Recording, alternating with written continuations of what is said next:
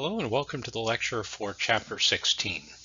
I think I'll get through this in one lecture rather than two different parts. So this is a very important statement, and it's one that you probably haven't been exposed to much until now. So stakeholders, people that have an interest in how the corporation is doing, view cash differently depending upon the source of that cash. Was it from profitable operations? Owners of the company would want to know that. Was it from investors putting money into the company? Creditors would want to know if that's where cash was coming from. Was it from investors? Creditors would want to know that. Was it from the sale of assets or from debt? One of the things that we need to think about is the company financially sustainable? Can they keep doing business the way they've been doing it? There's really only one source of cash that's sustainable, and that's if you produce cash from the core purpose of your business. If you're producing cash by selling stuff or by borrowing money, that can only go on for so long. And this statement will give you that insight. So let's take a little look here. And one thing I will point out, there are two different methods in the book, indirect and direct. We're going to focus solely on the indirect method, and that's all I'll test you on because over 90% of companies use the indirect method. I think it's actually 99%. So the direct method is very rarely used, so we're going to focus on the one that you're most likely to see. So the statement of cash flows reflects the inflows and outflows of cash for a company over a period of time, usually over a year. And it is useful in giving stakeholders some insight into whether or not the company can generate cash from their operations, the core purpose of their business, if they're generating enough cash to maintain and expand their operating capacity, if they're generating enough cash to meet their financial obligations. So you can imagine if you were loaning money to a company, you'd want to know, are they going to be able to generate the cash needed to pay off the debt? If you're an owner, you're going to want to know, can they generate the cash to pay me a dividend? So it's an important statement for all those reasons. The statement of cash flow is divided into three sections. One section is the cash flows relating to operating activities. That's the company providing goods and services to their customers. So did that activity, net of expenses and cash outflows, did it generate cash? The next is investing activities. Those are transactions involving long-term assets. And the last one is financing activities. That's activities related to long-term debt and the equity in the company. For each of those three sections, we're going to detail the sources of cash and the uses of cash. So here's a graphic from your book that I thought is beneficial. So sources of cash from an operating standpoint, that would be cash receipts from customers. Okay. Uses of cash in the operating section is cash payments for goods and services. So buying inventory, paying employees, all of that. Investing, that relates solely to long-term assets. So investing, the cash receipts will be when we sell long-term assets.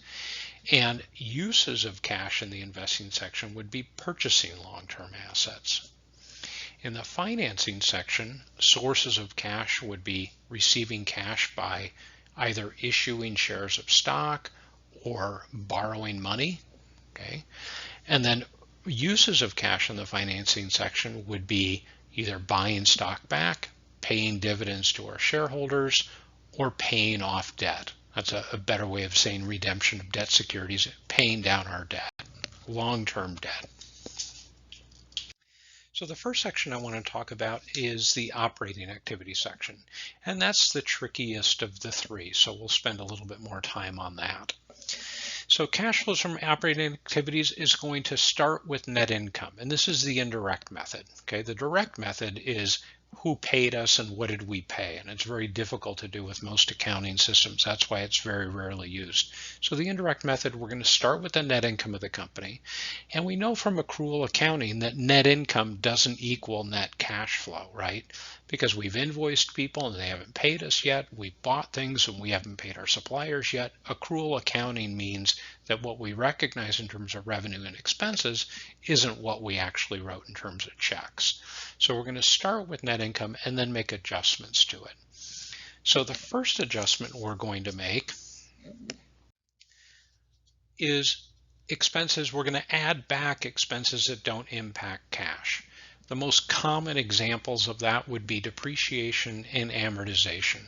So we buy a delivery truck, we're going to depreciate it over 3 years, and we take depreciation each year. We didn't write a check for that depreciation. Cash didn't leave the company for that depreciation, although we deducted it from our revenues to get net income. So we're going to add back non-cash expenses. And again, depreciation and amortization are the two most common. And then we're going to adjust for elements of net income that are covered in other sections. So if we sold an asset and had a gain or a loss, that's reflected in our net income figure, our bottom line. But we're going to account for that in the investing section. So we don't want to double count it. So we're going to add back losses and we're going to deduct gains. That is going to get us from our bottom line net income to our net income from operating activities. So add back losses, deduct gains relating to disposing of assets. Then we're going to add or subtract changes in current assets and liabilities. And I'm going to explain this with two ways. One, I'm just going to tell you the rules, and then I'm going to show you a graphic that's going to be very helpful. So we're going to deduct increases in non-cash current assets. So accounts receivable, inventory, prepaid, insurance, supplies, those kinds of current assets other than cash. If those go up during the course of the year, so look at last year's ending compared to this year's ending, if they go up, we're going to deduct that amount. If they go down, we're going to add that. And then we look at current liabilities, so accounts payable, current notes payable, salaries payable, taxes payable, all of that. If those decrease, we're going to deduct that. It has a negative impact on cash. If it increases, we're going to add that. And here's the graphic I told you about. And this is I would definitely print this slide out and have this handy when you're doing your homework, because you'll want to you're going to want to consult this. So for current assets, if they increase, the impact on cash is negative, arrow going down. So by default, if they decrease, the arrow goes up, and then current liabilities are the reverse. So if you know one of those four, you can infer the other three. Now let me explain in a simple example why this makes sense. Let's say that you've started a company and your beginning accounts receivable is 0, of course, and you do consulting projects over the course of the year, and you bill your clients $100,000. And at the end of the year, your current assets are 0, or your accounts receivable is 0. So it didn't increase or decrease. In that case, all other things being equal, your net income is going to equal your cash flow. Now let's take another example. Let's say your starting accounts receivable is 0 and your ending accounts receivable is $20,000, and you billed clients $100,000 for consulting. And you didn't have any expenses. So your net income is $100,000. Did you receive $100,000? No. You only received $80,000 because your accounts receivable increased. Not everybody paid you. Okay, so that increase in current assets of $20,000 is going to have a negative impact on your cash flow when adjusting from net income. Now let's say the next year you start out with $20,000 in accounts receivable, you do $100,000 of consulting for people, and you end the year at 0. So your current assets have decreased. Well, that means you not only collected the $100,000 you billed clients for this year, but you collected 20 from last year. So that has a positive impact on your cash flow. So hopefully that makes sense. That's kind of the trickiest part of the whole statement of cash flows, and you have to do a few of them to get comfortable with it.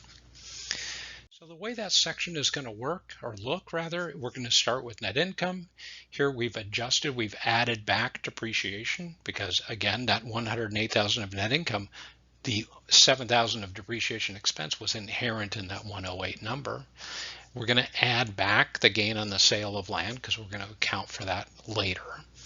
And then you see we have all the different changes in current assets and current liabilities other than cash.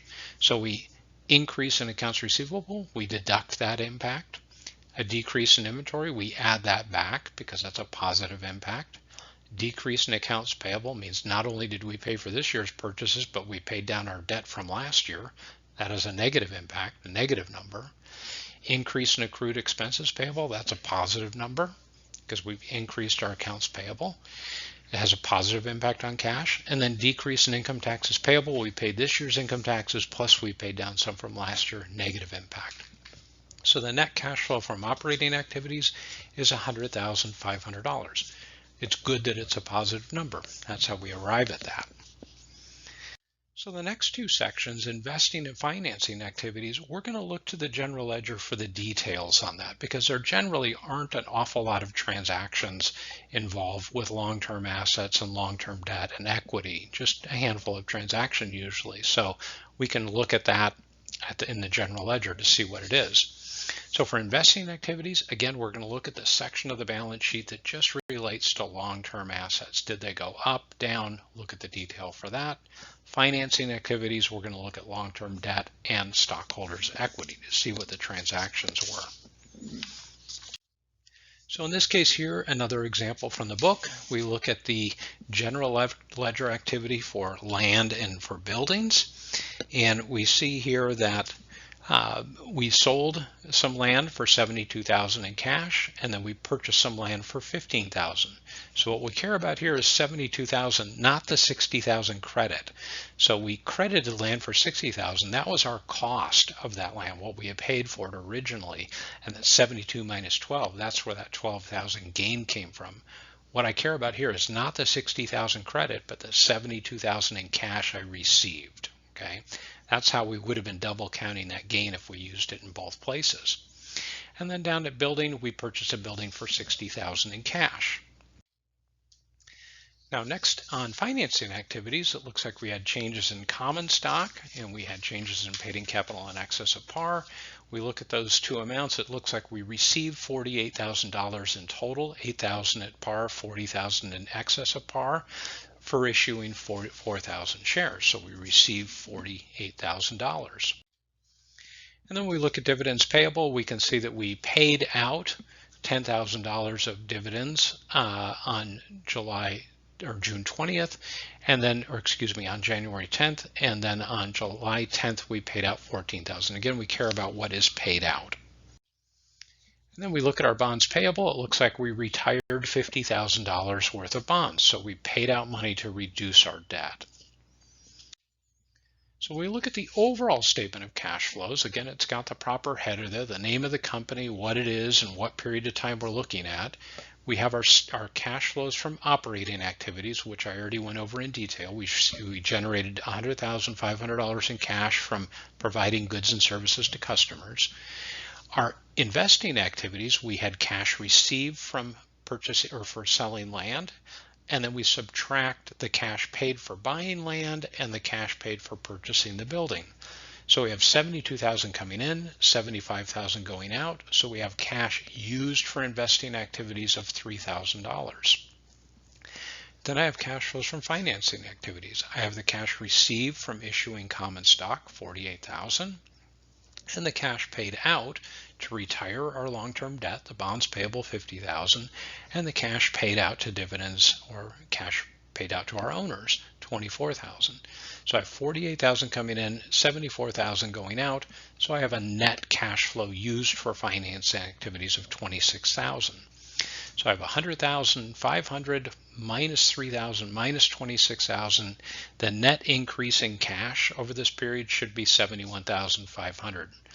Where this statement is kind of cool from a kind of solving puzzle standpoint is then I can prove that by taking the cash at the beginning of the year, $26,000 from my balance sheet. So I have the increase in cash plus the cash at the beginning of the year. That's going to equal my ending cash, $97,500. And if I do this correctly, I can check that number on my year-end balance sheet, and my cash at the end of the year should be $97,500 if I've done it correctly. And you get kind of a little accounting nerd thrill for solving the puzzle. So what does this statement tell somebody? This statement tells somebody that this company, their primary purpose for being in business, generated quite a bit of cash. And what did they do with that cash? They used it to invest in some assets, and they used it to pay down debt and return money to their shareholders. That's a good picture. This company had a good year from a cash standpoint. So I encourage you to work through the practice exercises with these before you start the homework. And as always, if you have any questions, shoot me an email. Thank you. I look forward to talking to you in Chapter 17, our last chapter. Thank you.